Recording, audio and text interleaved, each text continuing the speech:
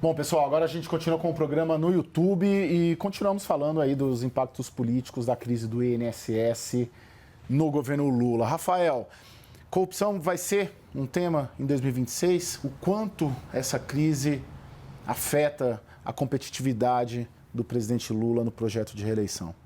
Acho que afeta, não vejo tanto pelo canal da corrupção e vejo mais de como essa crise no INSS adiciona um elemento a uma imagem política do governo que me parece cada vez mais forte, e isso é preocupante para esse projeto de reeleição.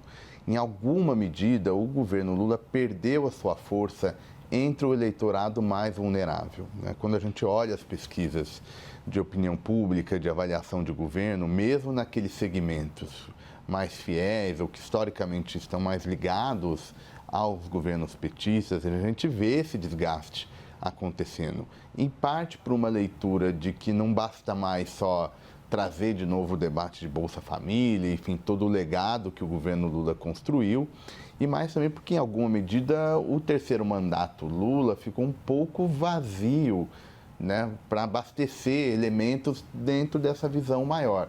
Vou dar um exemplo da Celema, da tributação lá do Compra Online, enfim, sim, o apelido do ministro Haddad nas redes sociais, o Taxade.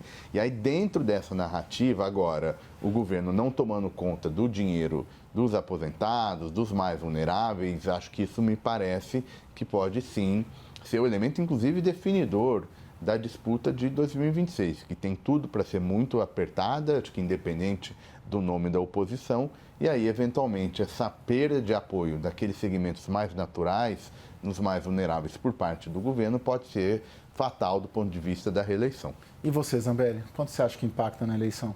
Eu vejo, assim, eu tinha um certo ceticismo em relação a que esse tema fosse voltar para a ribalta eleitoral, mas, Caio, nas últimas semanas, nos contatos que a gente tem tido com empresários, mercado financeiro, que é um público importante para a formação dessa maioria para o ano que vem, para 26, esse tema voltou com muita força. As pessoas perguntando, né, questionando a gente se a gente entendia que a corrupção ia voltar para o debate eleitoral de 26 e já trazendo elementos de que, assim, nessas bolhas, né, na bolha da formação da opinião, sobretudo no mundo econômico, essa fraude no dinheiro dos aposentados já voltou a frequentar as conversas e isso forma opinião. Num contexto em que a gente tem, desde o começo desse governo, dois grupos muito cristalizados, né, dentro do eleitorado. Um grupo que apoia muito fortemente o presidente Lula e que acredita em todas as versões que o governo dá. Então, esse grupo vai estar ali convencido pela narrativa que foi vendida pelo Palácio do Planalto. Tem outro grupo ali, outro terço da população, que não aceita nenhuma conversa que vem do presidente Lula e do Palácio do Planalto. Esses aí não vão aceitar nenhum argumento do governo. Quem decide a eleição é quem está no meio. Sim.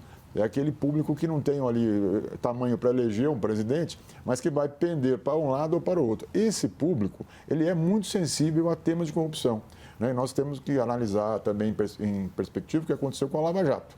A Lava Jato era uma pauta, era uma bandeira desse público, centrista, diria assim. E ela foi enterrada, né? Literalmente enterrada e politicamente também. Quando volta um grande escândalo contra um governo que já enfrentou crises de corrupção recentes, tanto o governo quanto o Partido dos Trabalhadores, é natural que esse público que vai decidir a eleição, que está no centro do debate político, ele comece a perguntar, mas está voltando aquilo pré-Lava Jato? Não é o momento de novo ter uma ofensiva contra a corrupção? Então, eu senti nessas últimas semanas um aumento assim, da temperatura em relação ao tema corrupção. Então, é uma variável que eu acredito que estava um pouco fora do radar e que voltou definitivamente para o debate político. O governo está com essa percepção, Creomar, em Brasília?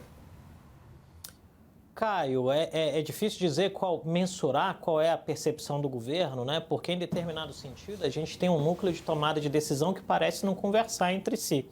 Então, por exemplo, você observa a lentidão com que a Casa Civil reagiu à crise e a forma como a Casa Civil, ao invés de defender o governo, ela apontou o dedo para a CGU, dá um marcador para a gente de que o governo não tem consenso praticamente nem do jeito que a água vai ser servida numa reunião ministerial. E isso me parece criar, em determinado sentido, um fato que estimula a turbulência política daí gerada, né? E efetivamente, aí nessa caixa de ressonância do governo, e aqui eu acho que vale a pena trazer um elemento importante em muitas conversas que a gente tem aqui em Brasília com parlamentares e alguns dos nossos clientes que têm essa interação direta com os tomadores de decisão mais centrais, todos usam com maior ou menor instância o termo dissociação, quando ele está vinculado à forma como o governo tem encarado a realidade. É como se, em algum sentido, o núcleo duro de tomada de decisão da presidência da República tivesse uma determinada dissociação da realidade.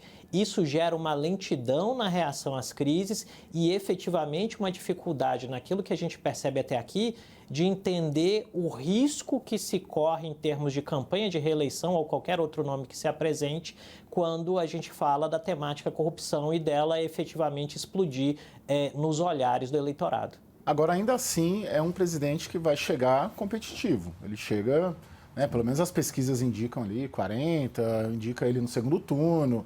Não dá para... Muitos declararam a morte política do Lula em 2005 e se deram mal em tudo que aconteceu depois. Ele tem condições, né, de chegar e jogar ainda mais pela fragmentação da oposição, né, Rafael? Eu acho que sim. Acho que para um governo perder a eleição tem que ter pelo menos duas características. A primeira, a maioria do eleitorado não gostar desse governo, desaprovar a administração. Eu acho que nesse sentido o governo vai chegar com esse problema, então ele vai chegar com menor apoio do que aqueles que o criticam. E a segunda condição, que aí reforçando a leitura de que sim, o governo ainda é competitivo, é a oposição construir uma alternativa melhor. Construir um discurso que faça o eleitor, que é em alguma medida um ser inseguro, porque quando você vota na oposição é um voto um pouco meio em branco, sobretudo quando um candidato não tem uma biografia nacional, não tem uma imagem consolidada. Então, o desafio e a competitividade do governo vai vir nessa estratégia de desconstruir o candidato ou candidata que vier da oposição. Em parte, a oposição também ajuda, e aí tem uma série de dilemas. Acho que o principal é a relação do ex-presidente Bolsonaro com os diversos postulantes aí a ocupar esse espaço, caso se mantenha o cenário de que ele não recupera os direitos políticos olhando lá em 2026. Então, eu acho que é esse jogo dentro da oposição, obviamente explorado pela campanha governista, é que vai determinar se a oposição consegue chegar ao poder a despeito aí da competitividade do governo. Sim, a bola muito hoje com o Bolsonaro ainda, né? Se ele vai retirar ou não a candidatura, se vai ter uma candidatura unificada. Mas você vê do lado da oposição ela competitiva também, Zambelli? Eu acho que está muito equilibrado o jogo, assim, hoje o governo é muito competitivo, o presidente Lula na oposição é competitivo, no governo então nem se fala, né? Ele é muito forte, o Estado brasileiro é muito presente na vida das empresas, das pessoas, então tem uma força de arrasto muito forte, muito intensa, né? Em períodos eleitorais a gente percebe que as pessoas têm críticas ao governo, mas elas dependem tanto do governo que elas têm que caminhar junto em boa parte das pautas. Então, o presidente é a figura mais popular do país, sem dúvida, acho que não há dúvida nenhuma que numa eleição presidencial o ativo do conhecimento, ele é conhecido por todo mundo, então ele sempre tem um piso muito alto, ele mesmo com a queda na popularidade, ele manteve um piso ali acima de 35 pontos, 37 pontos. Isso aí o coloca no segundo turno, né, eventualmente. Então, é muito competitivo e o governo vai produzir uma agenda positiva na área econômica. Não há dúvida, a gente pode até pagar a conta dessa agenda em 27, mas que até a eleição vem muita bondade e isso ajuda também a formar a opinião desse eleitor que não é Lula e não é oposição, mas que vota muito com o bolso, a caminhar em direção ao governo. Então, a economia também não pode desprezar o impacto econômico na eleição. Mas a oposição tem hoje instrumentos para tentar pautar no debate eleitoral essa ideia de que voltou a roubalheira, né? Que é uma ideia, é um mantra ali dentro. Foi um mantra de 2018. A eleição de 2018 foi muito... o Bolsonaro ele venceu o sistema, tal, mas ele tinha um discurso anticorrupção muito presente na fala dele, tanto que a primeira medida que ele toma é convidar Sérgio Moro para o ministério e depois a gente sabe o que aconteceu. Então, a oposição ganha, quase que de presente, mais um argumento para fazer esse embate com o candidato do governo, que deve ser o presidente Lula, que sim será muito competitivo.